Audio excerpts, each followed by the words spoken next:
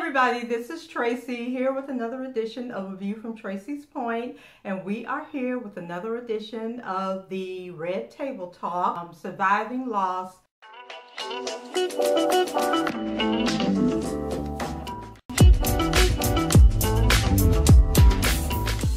So let's go ahead and get started. So in episode 2, the show opened up with Jada getting a phone call letting her know that a close friend of hers had passed away. And, we're in the dressing room and she's talking to her mom and telling, her mom about the phone call. And then her and her mother get into a discussion about the young lady. And I believe Jada said that the lady worked for her, and then over time, they became good friends. I think she was a hairstylist, and they became good friends.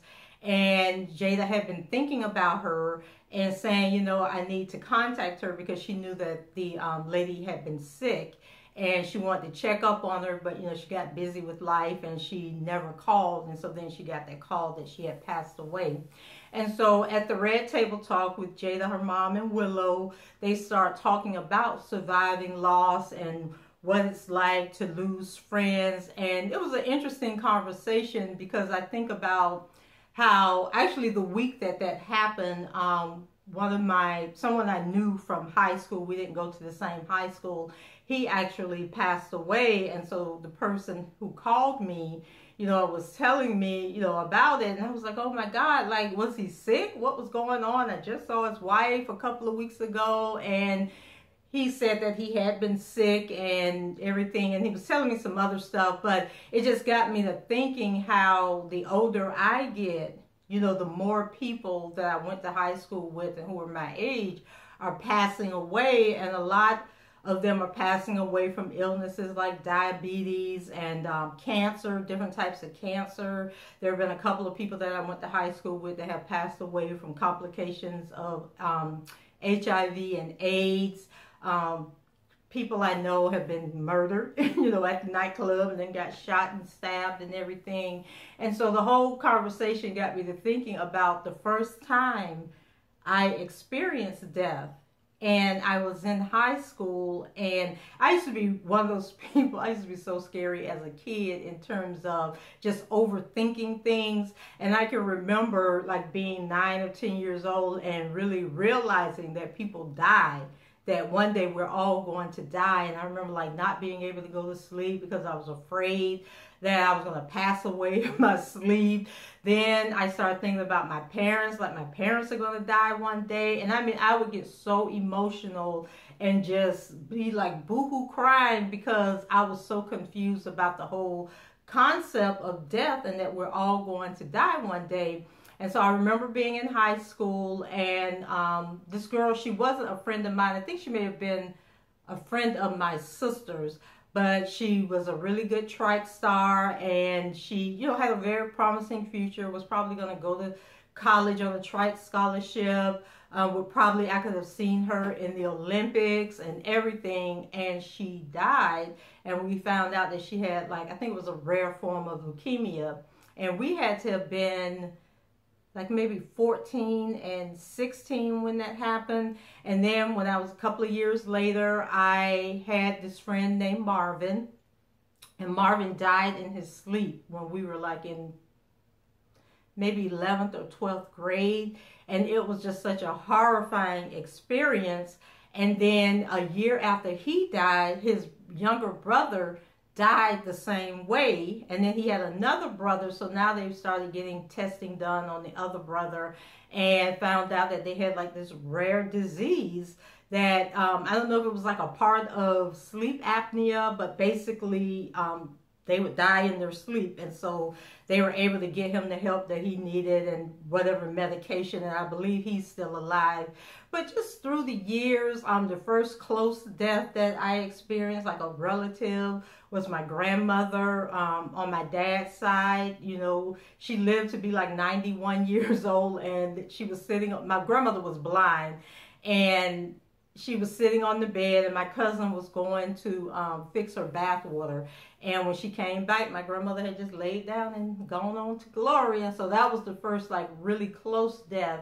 And just the like most of the people at that point who had died in my life, they died peacefully. They died like they didn't know that, you know, they were ill with cancers and different diseases and everything. They just went to sleep one day and didn't wake up. And then I got to thinking, like, when I die, that's how I want to die. Like, I used to think about, like, having a horrific death, you know, like people getting killed in car accidents where their bodies are cut in half and they live, you know, like 5 or 10 minutes, like not knowing that they're really dead already, and just, or either having a child or being struck with the illness and just having to suffer and go through so much pain during death. So death was something that just like always played in my mind. And so they were talking about, you know, the different experiences and losing people and what it was like.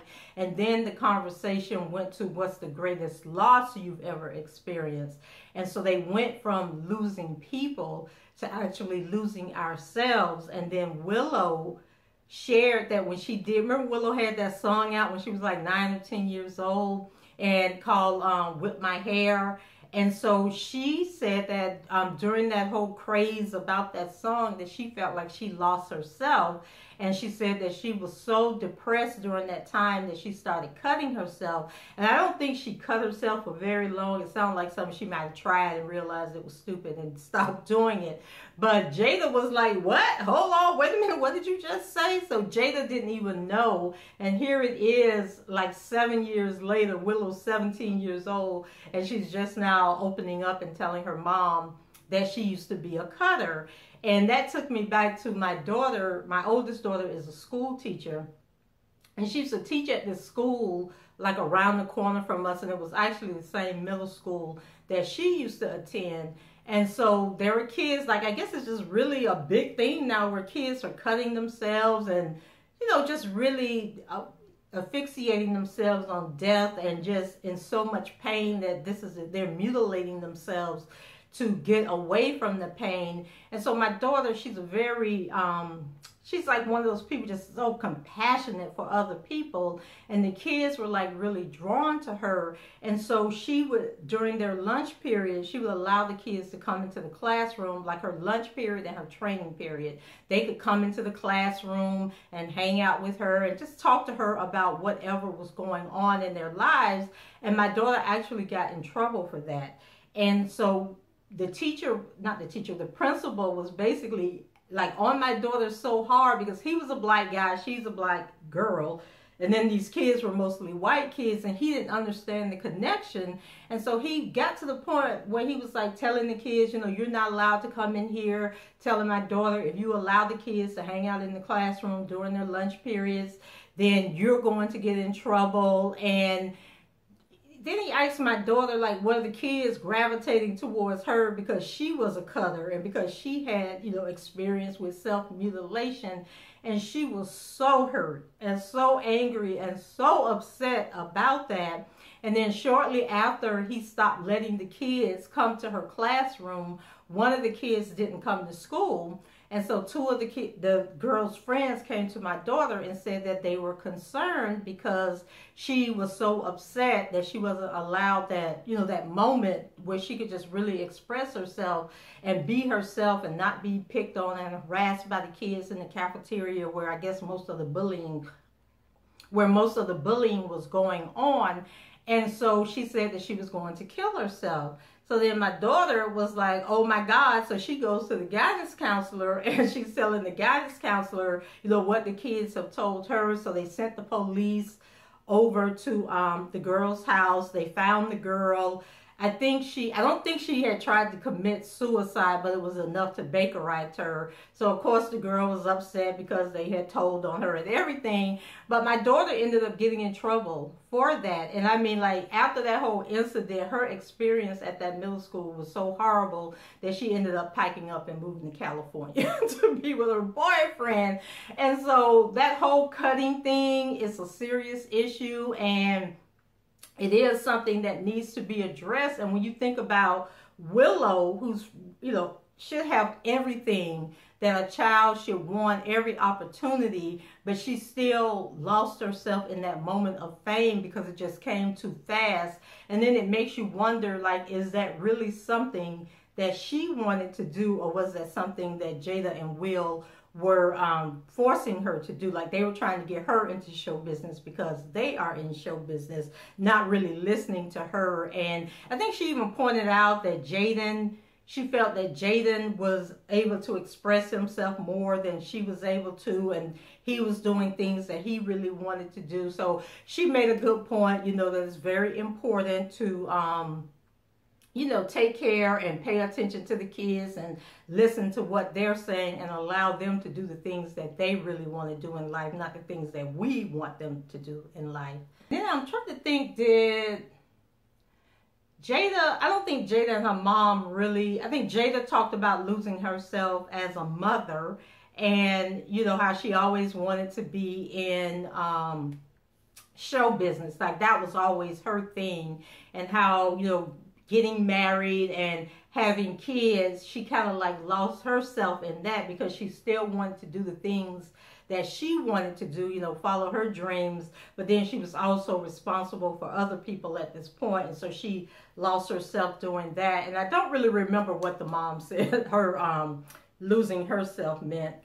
But you guys know after the show, they come back and they do a recap where they take questions from the audience and people submit questions. So basically, most of the people that wrote into the show, they didn't really talk about losing loved ones. They focused more on the losing yourself aspect, and they were just basically asking questions like, how do you find yourself? How do you get yourself back when you don't, you know, just giving so much of your life to help, you know, for other people. And there were a lot of mothers that wrote in that talk about losing themselves. And I can relate to that because you guys know I have a daughter that has autism and I am her primary caregiver. So there's a lot of things that I had to sacrifice and give up for my daughter. And people, you know, always saying, well, you know, just put her in the group home and then go live your life. And I'm like, but that's my child. And I was talking to a friend of mine one day and I was like, I just can't see putting my child in a group home and then going about the world, you know, doing all the things that I wanted to do when I'm, you know, it's like every second that I have where I am capable of taking care of her, I want to take care of her because I realize that there's going to come a day where I may not be able, like physically able to take care of her, or if I've, you know, passed away and now somebody else has to take care of her. So I, you know, it's hard, but I cherish those moments with her and I don't want to sacrifice those moments.